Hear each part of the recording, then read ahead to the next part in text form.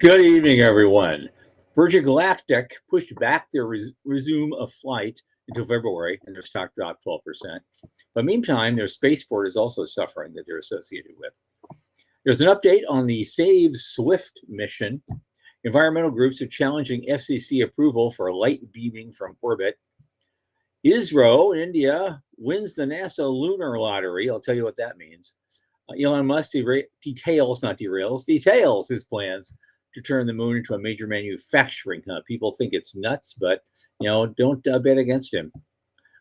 A company called EON, E-O-N, all caps, wants to move the data superhighway from ocean fiber to space lasers. And so that's why we're talking about that.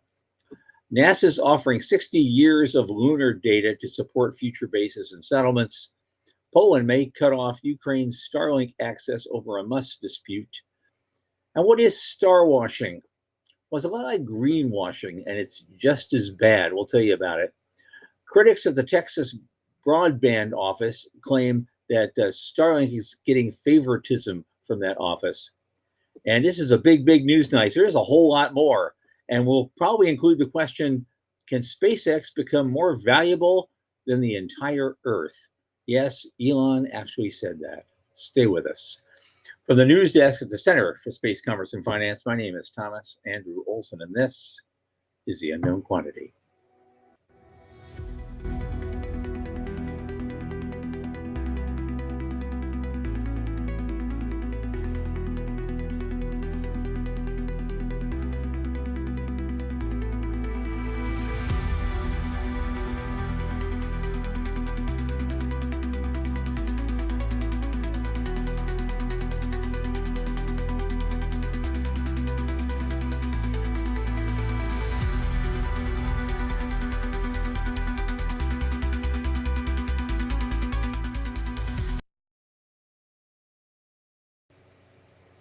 And as you know, this program is brought to you by the Center for Space Commerce and Finance. We champion and strengthen emerging space startups and space adjacent enterprises worldwide through advisory, access, and advocacy. Our legendary pitch events and world-class boot camps fortify startups to be better investor ready. In addition, this podcast, which has just become a crown jewel of our activities lately, is largely supported by our listeners and fans like you. So if you go to cscf.space/support, click that plain as day donate button. $10, $25, $50, $100 is not a lot in the grand scheme of things, but sure makes a big difference for us. And it's U.S. tax deductible. Don't forget to like and subscribe and tell your friends. Tell your friends. Now, do it now. Speaking of friends, my longest space friend, Michael Lane, who transcended, but was then put into a clinic to detranscend, or he couldn't do the show, is here with us. Michael, come on in, come on back. How is the afterlife, man? How'd that look? Things are good. Thanks. Cool. How's things for you? What's going on? It's all right. We did Avialto did a fancy dinner the other night with some, and got some investors on the hook. So we're closing that probably early next week. So that keeps the lights on. We're keeping the lights on. We're still keep going. We got a big thing to close. We're gonna get it done. We are going to get it. Yeah. We'll begin. Got a factory to build. One of our news items is kind of right up your alley. I wanted to talk to you about that. Right. Okay. Very good. Things are good here. Our intern is gone. So sad. It's not. He brought down the average age of the company a lot. So now it's a bunch of us crusty old guys. But it's good. Tomorrow might be a pretty interesting day. We got some pushback from Osaka about that big NIDO event that we were going to have next week. Rather than do it when we originally planned for 4 hours, it's going to be 2 hours. Rather than try to accommodate Osaka time and East Coast, West Coast America, and Lagos, Nigeria, and Lisbon, Spain, we're just going to put a 2-hour block on it. It's going to be in the middle of the afternoon America time, and people can chime in when they want to. So a little bit different. But then the plan is we're going to do it kind of a full boat event in every quarter. So we'll do another one in November, and it'll be a little bit more time to plan it out. A better event probably. Okay. Yeah. Is it still Tuesday?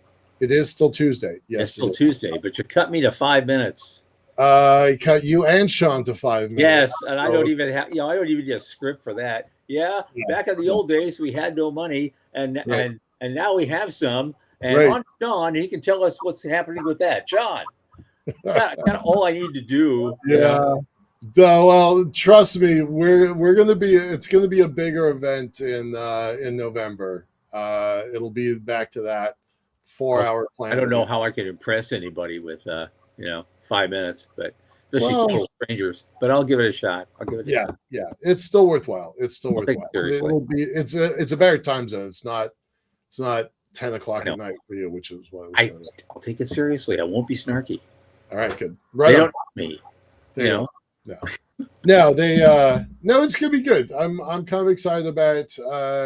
I understand why Osaka pushed back a little bit, but it's all good. The next one will be we will drive that bus next time. Like right now, we're doing it as a courtesy to these folks, but we think it's important enough that we're going to drive that bus. So, yeah, changes there. So, all right, let's get into the news. What do we want to talk about today? Okay, well, the first two are really quick because we haven't heard about Virgin Galactic very much lately at all, right? Yep.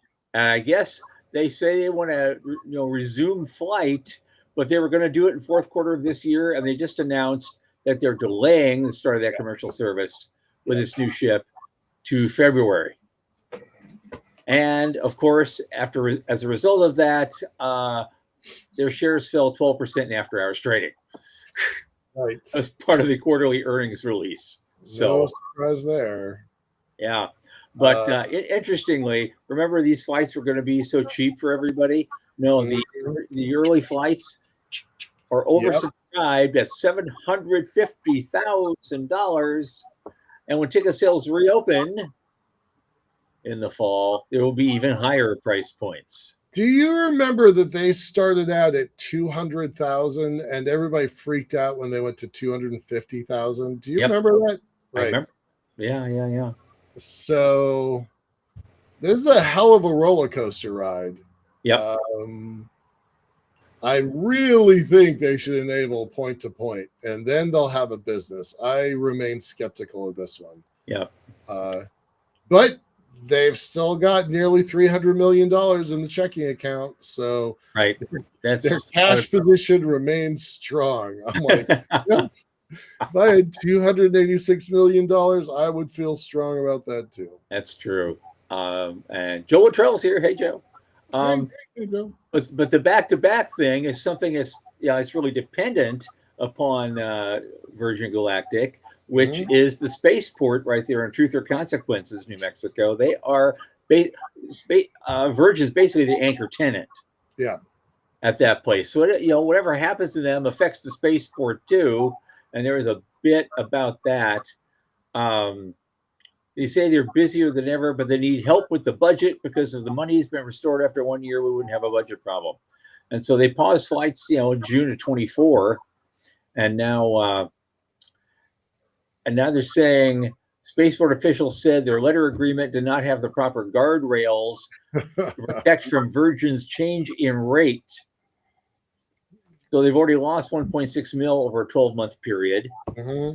And now they're going to double that to 3.2. So they've got some, they're busy, but they got a lot of shifting around they have to do. Right. Yeah. We met this guy, Scott McLaughlin, at ISTC last year in Florida. Seemed like a pretty capable guy on the surface, right? So can you imagine walking into that meeting and this is his quote? So I hate to come to you and say that we're busier than ever, but I still need help with a budget because if this money had been restored after 1 year, we wouldn't have a budget problem.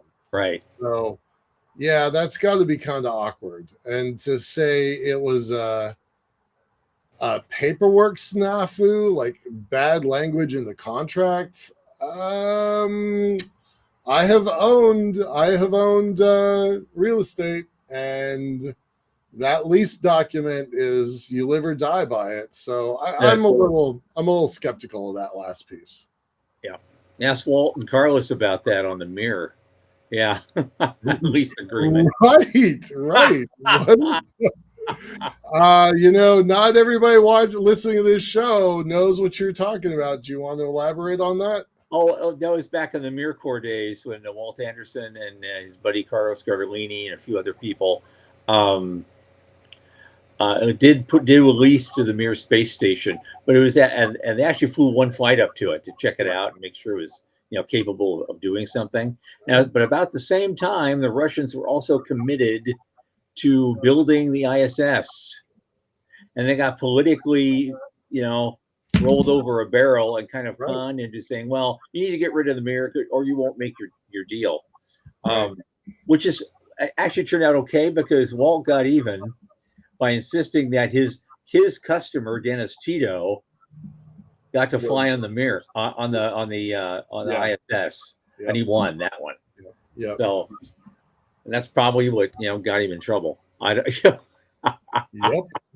But it's not tinfoil hat night. I'm not going there. No, we're not going there. Only once a year we do that. All right. Anything else on Spaceport America? Oh no. Okay. Here's another quick one. So there's apparently it's the mission to save the Swift telescope from doom is somehow back on track, even though the Catalyst Link spacecraft had a significant mishap. They seem to have straightened things out a little bit. It's been stabilized, have an issue sent it tumbling, and now it's uploaded a flight software update, and now it's on track to do that. I just wanted to do a very quick catch up on that because it still wasn't sure whether they were going to get it done or not, but apparently they have. Good. So that's that. Now here's a fun one coming up. Environmental groups challenge the FCC approval of a startup's plan to beam on-demand sunlight from space. And of course, the FCC approved only a single test mission, but these environmental groups argue it could pave the way for a much larger constellation in the future.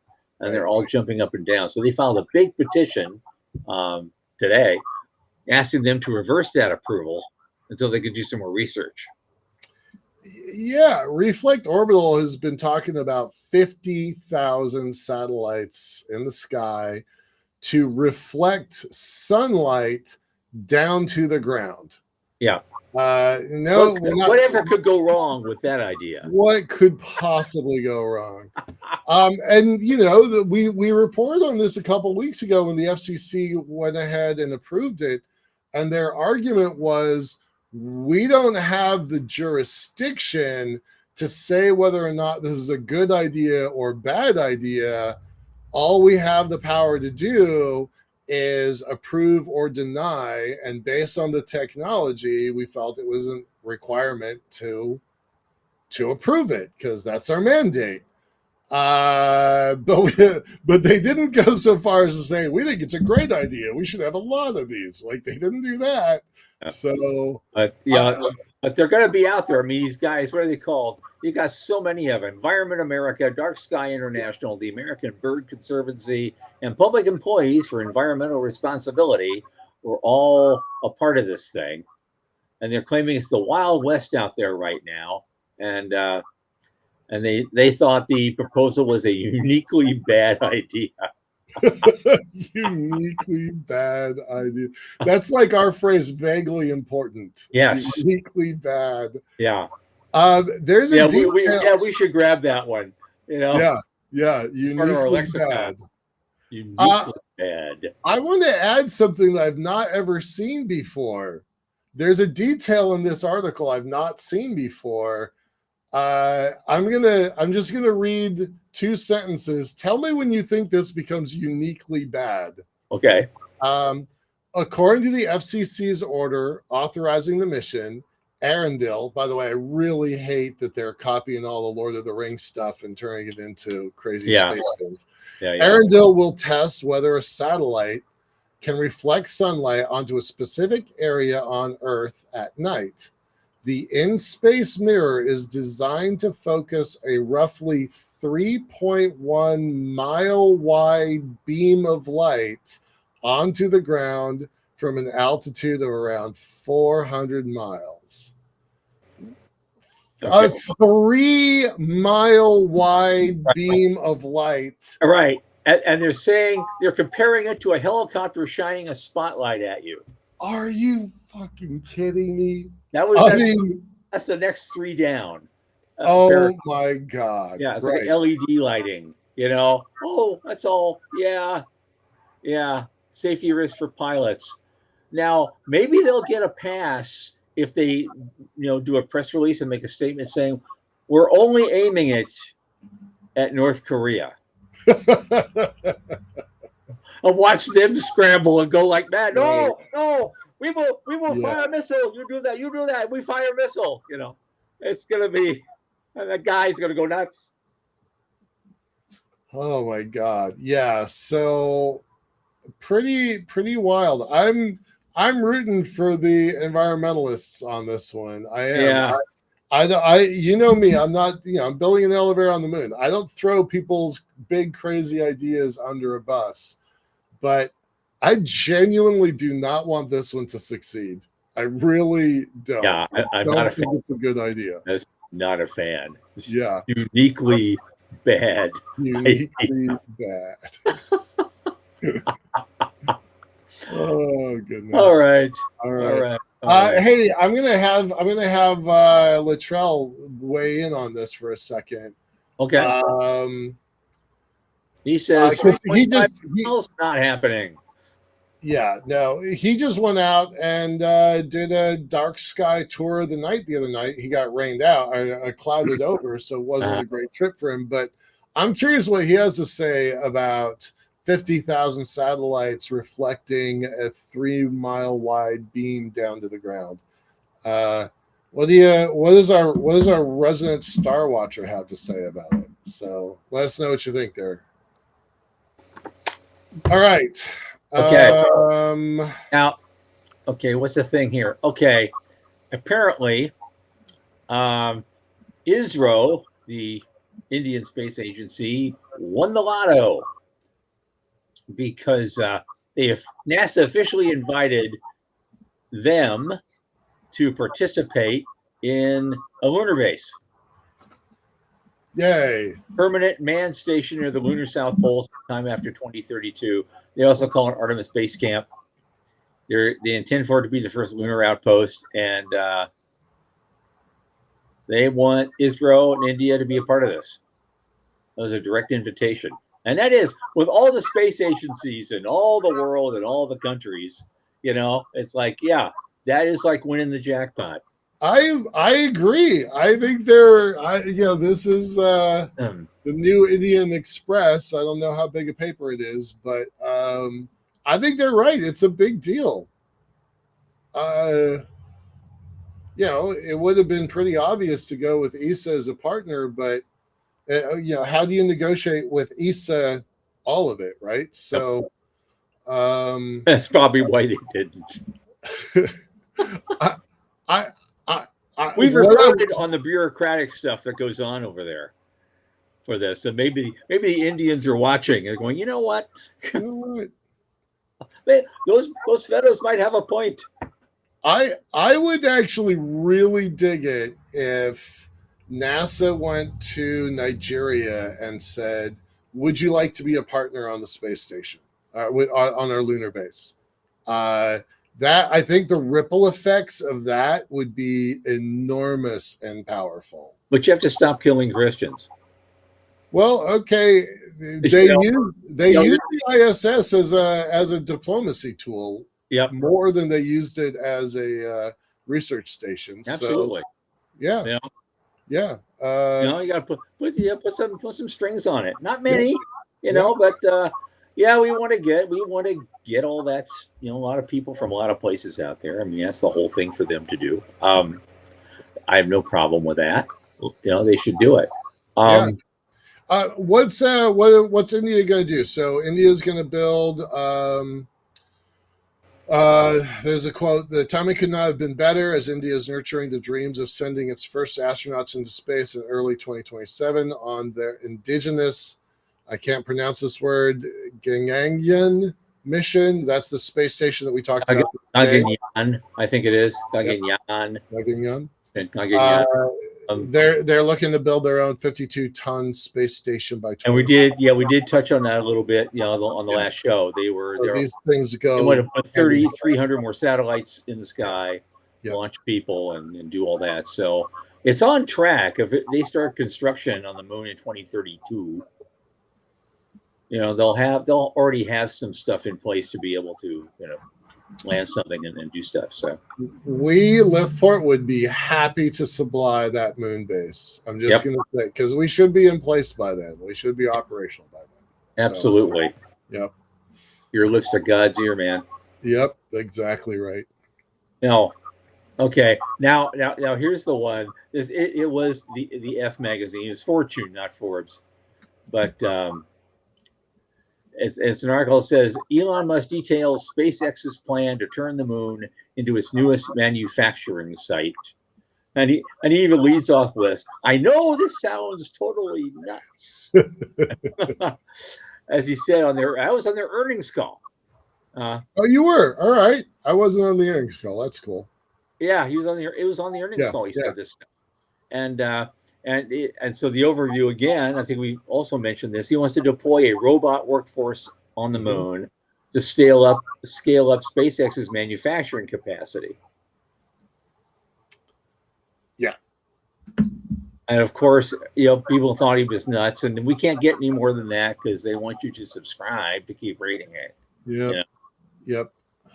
They'll buy it today and cancel tomorrow. No, I just don't want to do that. Right. There's too many news sources. Like space news. I avoid them completely now because I know what I'm going to get. You get a half a paragraph, and then and who else does that? Reuters does that now. Yep. There's a couple other places, and so I'll see a whole string in my feed. I'll see a whole string of space news. No, I'm missing that. I don't care how good it looks. I'm passing that right by. Right, skipping. Yeah. We got so much other stuff. It doesn't matter. We can talk. We'll be lucky to finish what we have tonight. Right. All right. Let's move on. Let's do that. Okay. There's this company called Eon, E-O-N, and they're and you got to move the bits back and forth when you're a hyperscaler and data center guy, right? Mm-hmm, yeah. And those cables crisscrossing the oceans, they're obviously tricky to access and repair. So these guys say, let's move all of the data superhighway from the ocean fiber networks that are existing to all space lasers all the time. But I'm a fan of this, but there's a big hole there. But what were you gonna say? Okay, they're called EON. It stands for Endeavor Optical Networks. Yeah, and they only were founded in May, and they emerged from stealth today with 10.75 million in seed funding from General Catalyst and Andreessen Horowitz. Interestingly, yep, and they're betting on the plan. And they want to launch a network of laser-equipped spacecraft to link data centers from orbit and bypass all the fiber cables in the ocean. Yep. I dig this plan. I genuinely do. It's not a new plan. It's been around for a while. I'm going to just tell you a quick story for a second because we got some time to kill.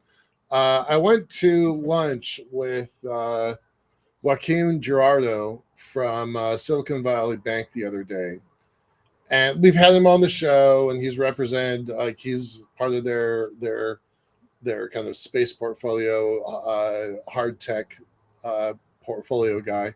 Smart guy, like him. He's pretty nice. And I was complaining that I feel like I'm always in the wrong room whenever I go to VC. I'm always in the wrong room. Like, this is not a VC project. And he looks at me, he's like, no way, you are absolutely a VC project. It's decacorn or nothing. Like that's my phrase, decacorn or nothing. He's like, that's the kind of thing that people want to do, but they don't want to do it in Seattle. Right. You told me this. There, yeah. They don't want to do it in Seattle. And so here are these guys at Aon, Endeavor Optical Networks. They're in San Francisco. They're in the right place, and that's what Gallardo said. He's like, Joaquin is like, look, San Francisco, Silicon Valley, LA, they will fund your project. Seattle will not fund your project. So these kids show up, start an idea in May, and $11 million walking out in August with a plan that's an old plan. Right. So good for them. Good for them. It's a necessary tech. I think it's very useful. I wish them all the success in the world for a different reason entirely. Once they're successful and they get all that data due up on the satellites, there's still all those now empty pipelines sitting on the bottom of the ocean. I can pick those up for a song and do my own thing with them. Start a whole new network, a new secure network for, developing countries or something that, and I know that's funny. That's not where I thought you were going to go with this. I thought you were going to say that, you would packet swap from Avialto layer to the Sky space layer and back and forth, and that could also happen. That's a natural partner for you. Absolutely, that could always happen. I love those, and way less risk than picking up spare pipelines. So right. I think there's a real opportunity there for Avialto for sure. Yeah. But let's go back to a couple months ago. Garretson, Dr. Garretson, Pete Garretson, not Dan, Pete Garrettson's like, look, there's a good chance the Russians have a nuke on orbit. And if they light that thing off, it's going to burn all of our satellite network into cinders. So now you're putting even more capability up into the sky, which is an even more tempting target for an org that has, let's just say, maybe not the best interests of the world at heart. So there's a few of those up there. And we haven't even talked about the Klingons yet. They show up and steal that stuff. They go, Kapla! They love shooting shit out of the sky, don't they? Right. Well, that's Eon. Good luck, Eon. We'll be watching you. I'm hopeful that you guys are able to pull this off. I'm all about laser comm. Yeah. Speaking of data, NASA has a lot of it. Yeah.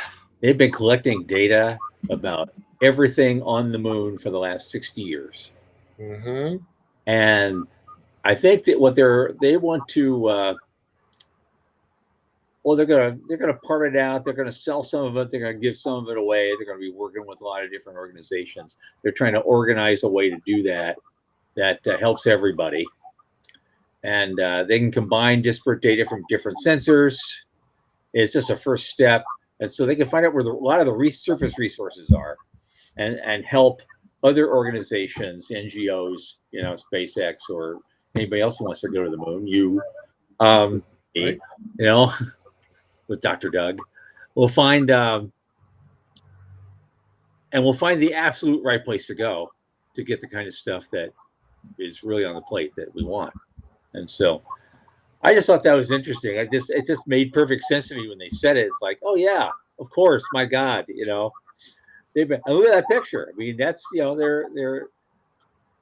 those are all those different colors. Those are all resources. Yeah. And they've been gathering this data for 60 years, and hey, let's use it.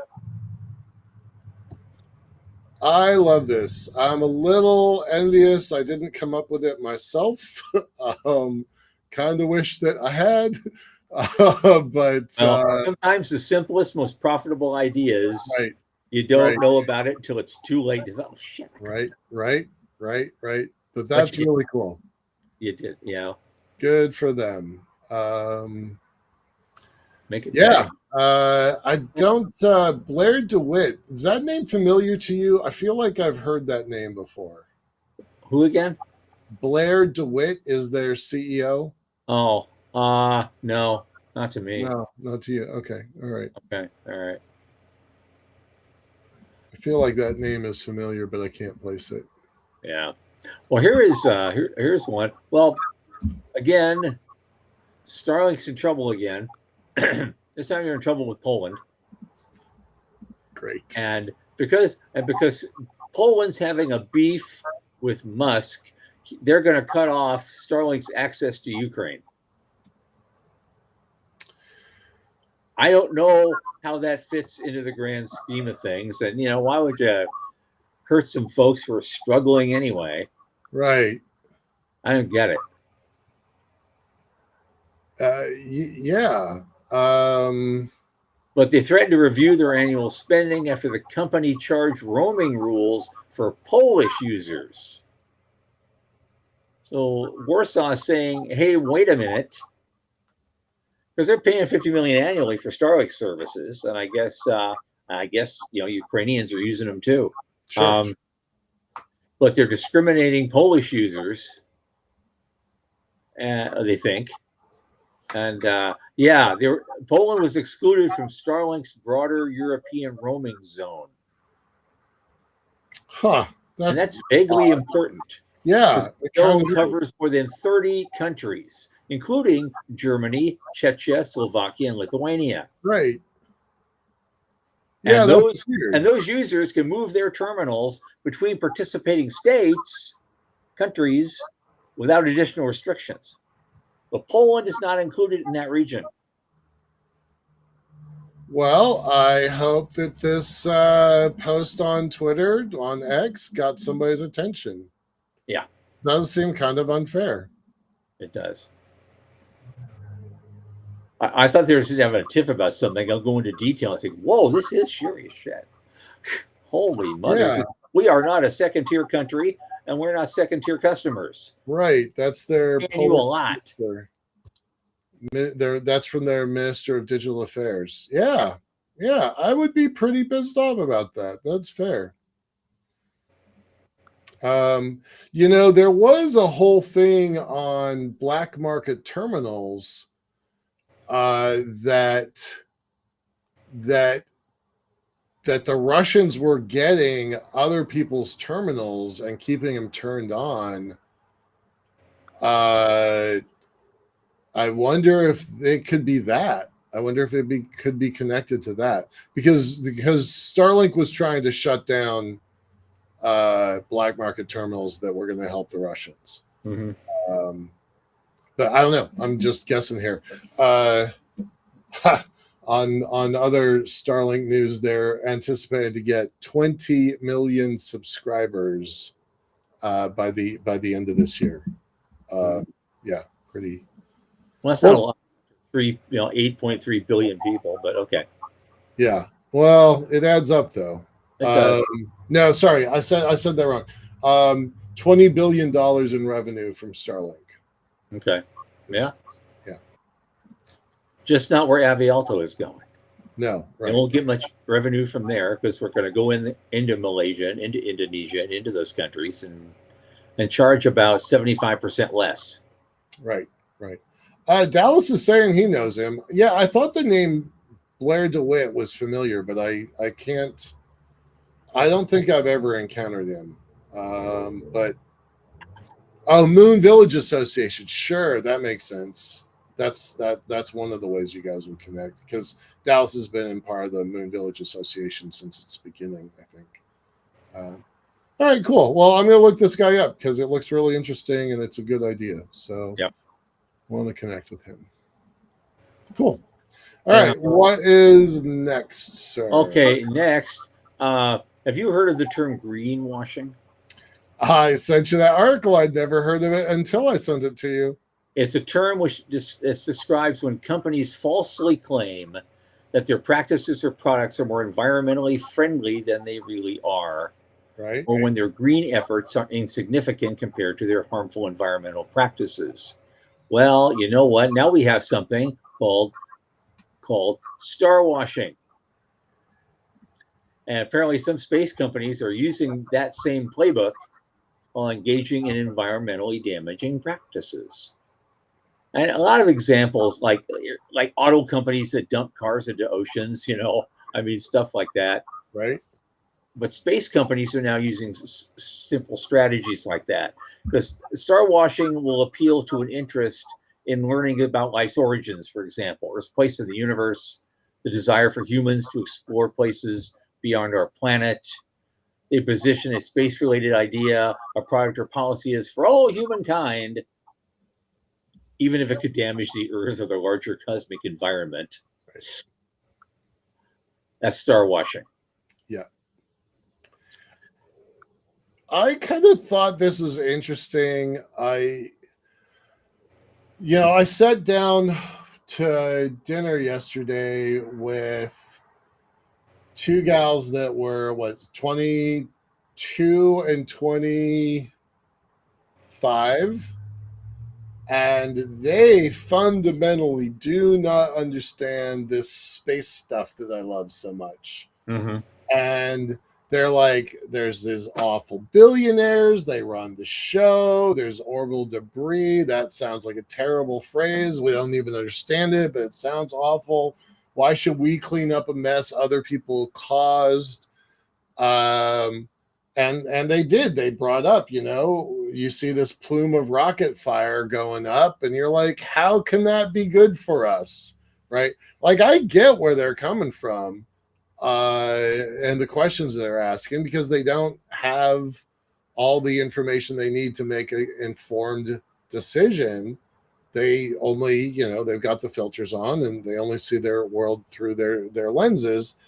But they are asking those questions. Yeah.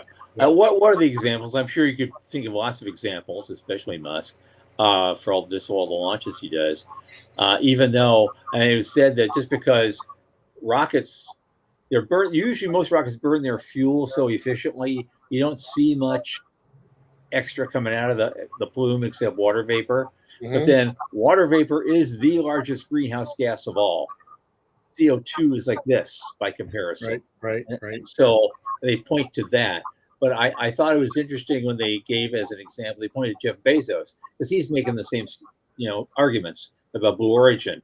But don't look over here at Amazon, which has a carbon footprint larger than dozens of nations. Right. Put together. Right. Sean's in here saying virtue signaling as a weapon. Yeah. They need to vote. Our industry needs to tell its story better. We've been saying that for years, you and I. If the only thing you see is Dr. Evil, if that's your only impression of space, is Captain Kirk and Katy Perry going for a roller coaster ride. Well, this is that's all you know, Michael. This is our fault, not just us, but everybody in space advocacy. Mm-hmm. We've been content because of all the money coming in, right, to sit back and let Elon Musk and Jeff Bezos tell the story. Well, they do have bigger marketing budgets than we do. Yes, they do. But if they're star washing, we're gonna reach a few thousand people with this show, best case.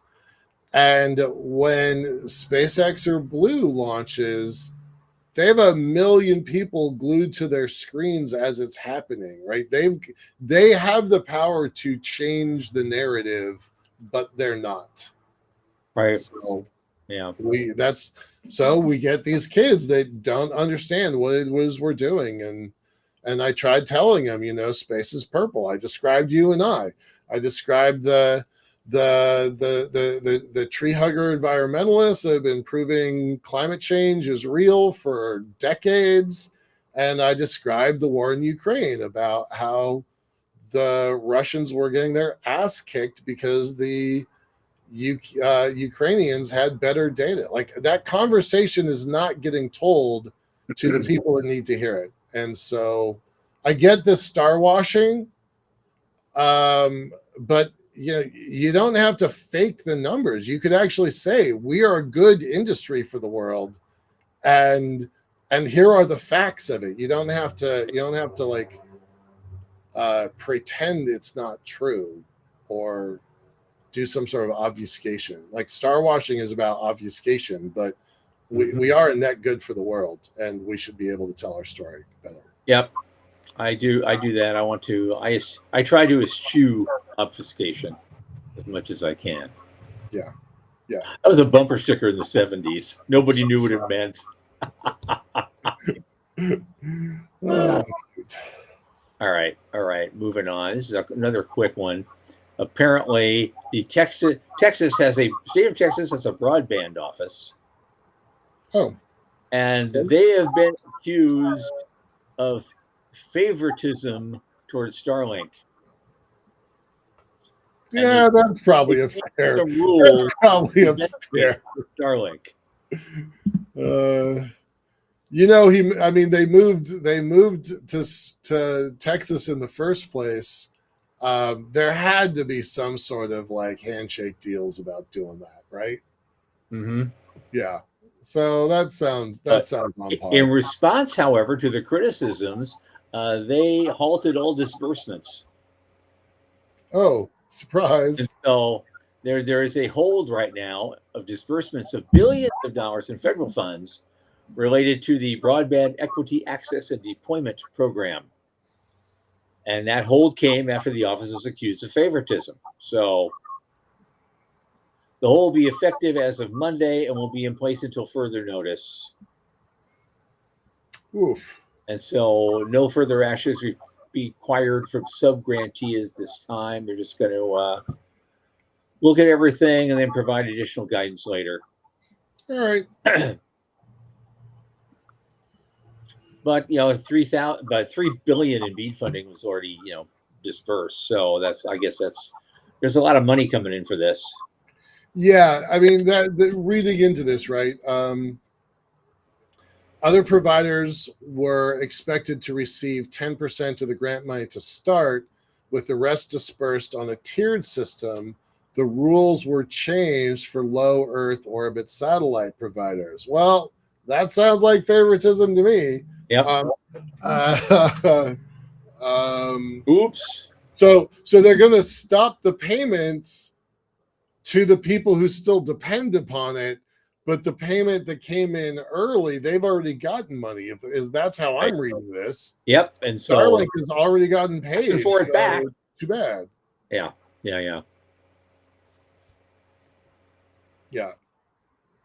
That.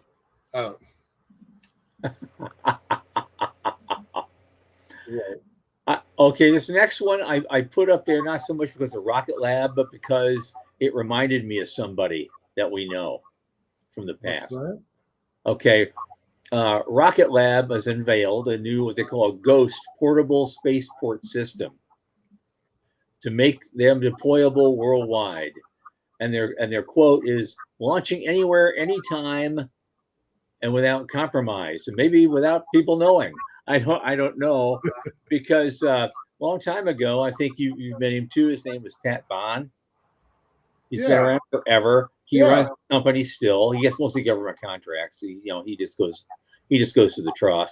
But it's called TGV Rockets, the name of his company.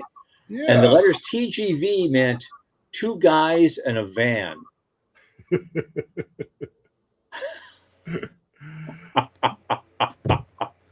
Let's have someone in some other, weird kind of angry country get a hold of one of those capabilities somehow. And here we are again. We're doing it again, like it's never been seen before. Huh. Packaged entirely within shipping containers. And they'll deploy complete rockets, launch infrastructure, ground support, and range control systems out of a shipping container. Where is now it's four guys in a shipping container. Yeah, right. TVG, four guys in a shipping container. where's the Pacific Spaceport Complex?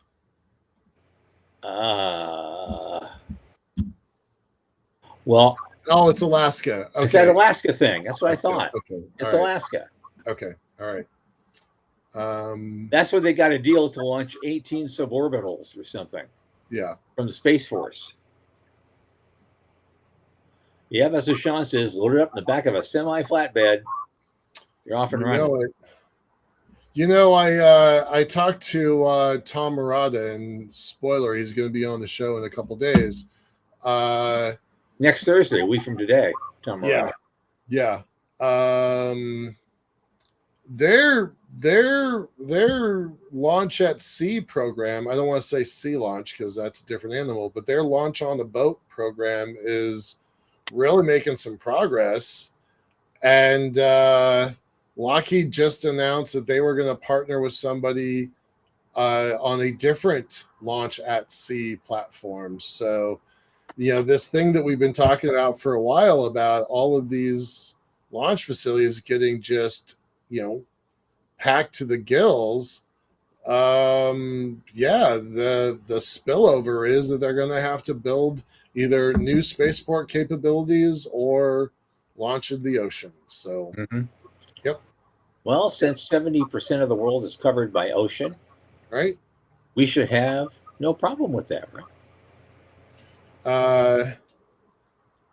Netflix has a terrible B movie that they just released the other day, and the premise is something interesting happens from the ocean, and I'm not gonna spoil it, but that 80% line was in the Netflix.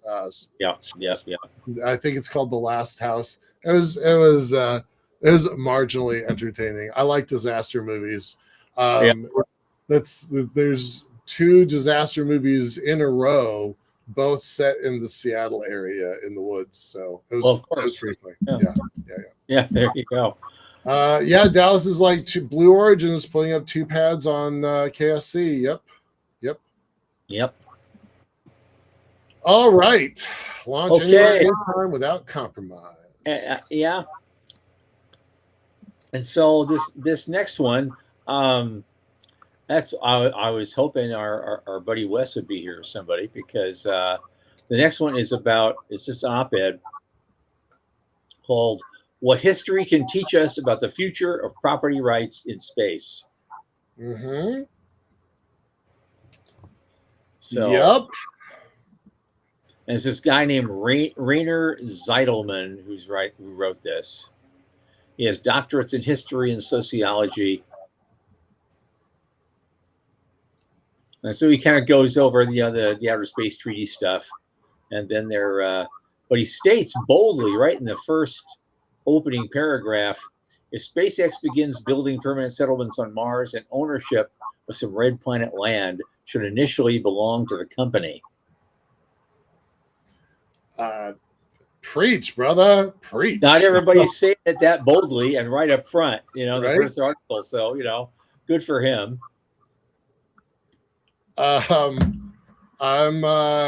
Is Wes on this call? He didn't respond. No, I was hoping he would be. All right, I'm going to just take over the screen. Sean, I'm going to take over the screen for a second. I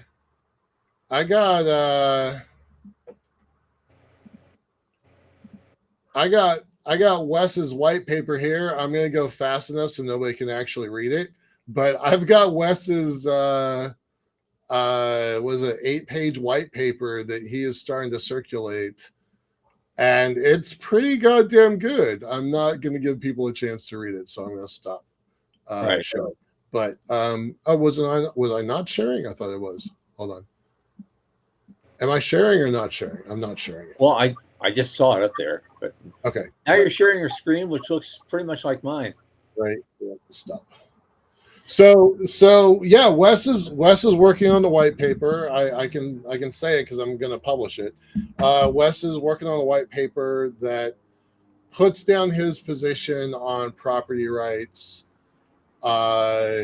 He's looking for signatories and people who want to jump in and kind of get on that same bandwagon. So Right. really cool to see that article. I did not know that was going to be in your Well, newsfeed today. Here's an interesting part, and he was quoting another guy who wrote a book on the history of the American West, but and he thinks space could be the same way.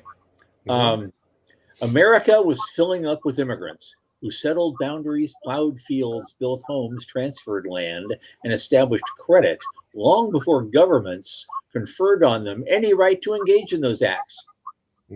Those are the days of the pioneers in the Wild West. And one of the reasons the wild is that those pioneers, most of them nothing but squatters, insisted that their labor, not formal paper titles or arbitrary boundary lines, gave land value and established ownership.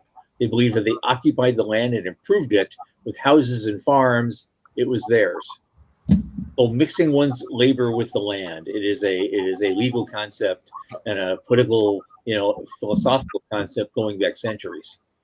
That is how John the Appleseed came onto the scene. Yep. That's how claim jumping as an idea would get you murdered. because the first claims in the American West, I can't speak for other places, but the first claims in the American West were based on 4 stakes in the ground and the ability to defend it. Yep. Right. And then Dallas is like the Homestead Act. Yay. Right. Exactly. But is that rationale going to translate to Europe and Asia, Africa, South America? I don't know. I don't know if we believe it. We can see the argument of it. But is that going to translate to the rest of the world? Yeah. Well, I understand. I mean, Dallas talks about the Homestead Act, and that was a great thing, and it went on and on and on until, interestingly, it was Jimmy Carter who shut it down during his term, because the last big place where the Homestead Act was really working was in Alaska, and that went away on his watch. Oh, I did not know that. Interesting. They're talking about reviving it, but it hasn't happened yet. Wow, that would have some obstacles reviving. Yeah. That. Well, when you're old and you actually remember history, it's kind of important. Well, I was going to mention Australia. Dallas is talking about Australia too. Right? That stake in the ground, man. That is, and it's the gold rush. I don't know the show you're talking about, but it's the gold rush that's established that as a norm in the Pacific Northwest. Going up to Alaska or down south to California. That's how we claimed it. My family has been in the Pacific Northwest since before World War I. I don't know the exact date, but my grandmother was on a wagon train that was following the train construction crew. Okay. So there were trains, but she was in the wagon train with the construction crew. Yeah. So we've been here for a long time, and I had a distant relative who actually was on another wagon train who actually went through the area near Sutter's Mill on the way up to Oregon. Wow. But it was a year earlier. And he wrote it in his journal. We found a couple of nuggets just laying around here, but we want to get settled in Southern Oregon first, and then come back next year to see if we could do something.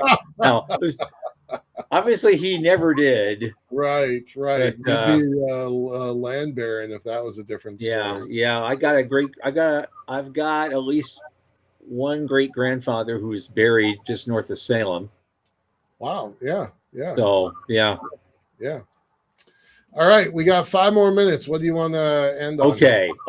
Let's have some fun. Let's skip. I think it's closer to the end. We got a lot of it covered. That was pretty good. Yep. Okay. There's this other thing. It's near the end. How do you value the assets of about 8.3 billion people and a livable planet that is now 4.5 billion years old, give or take 50 million years? Well, the question came up in a Elon Musk tweet on July 9. He said, SpaceX will be worth more than the rest of Earth if we accomplish our goals. Because the key there is that little word if. Yeah. That sounds like a big if to me. So, I mean, and the guy says, I like the fact that he wants to turn humanity into an interplanetary species. He's taken fiction and a science fiction and want to build cities on the moon and Mars. And that's fine and dandy, but I think it will take a few years, maybe decades, and share prices are about discounting future cash flows. That is precisely the theme of a post I wrote a couple days ago on LinkedIn, that when that guy decides to turn all of his resources towards Mars, there's kind of nothing that can stop him. And Right. with a billion shares on the line, he stands to make $1 trillion at now prices, right? At now prices. At now prices. But what he says, here's the thing, gets me. I'm trying to figure out what's going on in his head, right? Yeah. And so he's saying it's going to be SpaceX going to be worth more than the Earth. Right. What is he talking about? And, that's the very most easy. realistic. The most realistic is he's referring to the gross domestic product of planet Earth. Right. And his company will be producing more than that. Yes. That's the only way it even sounds remotely plausible to me. Because when you look at all the undeveloped resources on the planet Earth, which probably numbers in the quadrillions and would take millennia to develop, right. Yeah. there's it's not going to happen. There's no way. No. But you add up the $32 trillion U.S. economy and the $26 trillion Japanese economy and all Europe and Asia and blah, blah, blah, everything all together like that. I think the number is $107 trillion. I don't know. But the global economy is the whole global economy is. Yeah. Right. So, all right. SpaceX would have to be bigger than that. Fast forward 100 years and Mars is a thing and the moon is a thing and water from Enceladus is a thing and we're considering going to another star and the asteroid mining is a thing because the Earth is a closed loop system and now we're spreading out to all the other things. Like the math is sound if you have that vision. I'm not sitting here trying to defend the guy. You know where I stand there.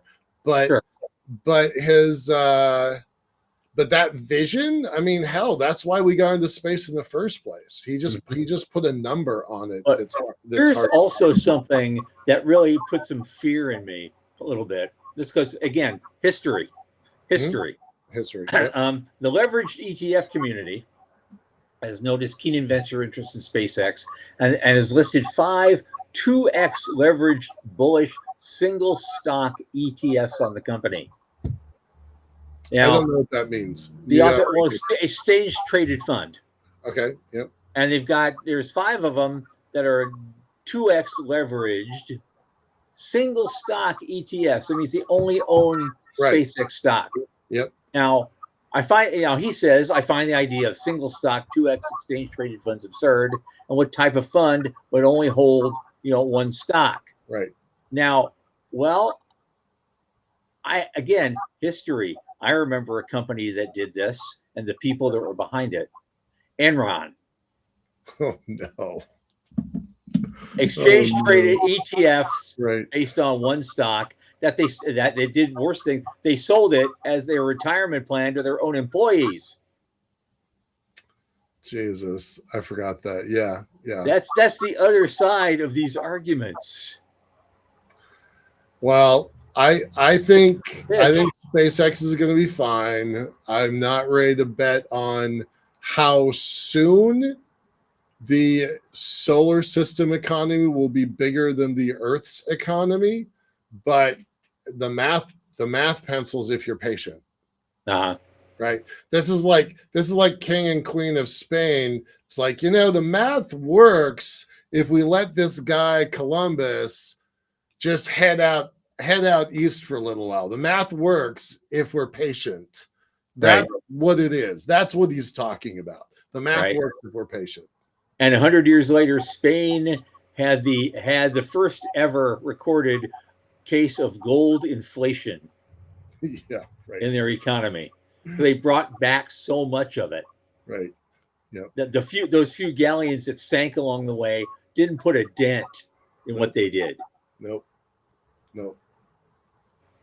Yes, you're right. Portugal was definitely a part of that.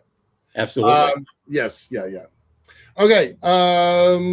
That's it. We're at time. That's it. That's the news. That's the news tonight. It sounds like Dan Rather now. But okay. On Monday, we may have another news night. We may have a surprise guest. We're reaching out to him now, and so otherwise we'll have our news, a surprise guest, hard hitting commentary, and sprinkle with the occasional tomfoolery. And so we will be here on Monday. We'll see you then from the news desk at the Center for Space Commerce and Finance. For Michael Lane and Sean Key, I remain Thomas Andrew Olson. Keep watching the skies.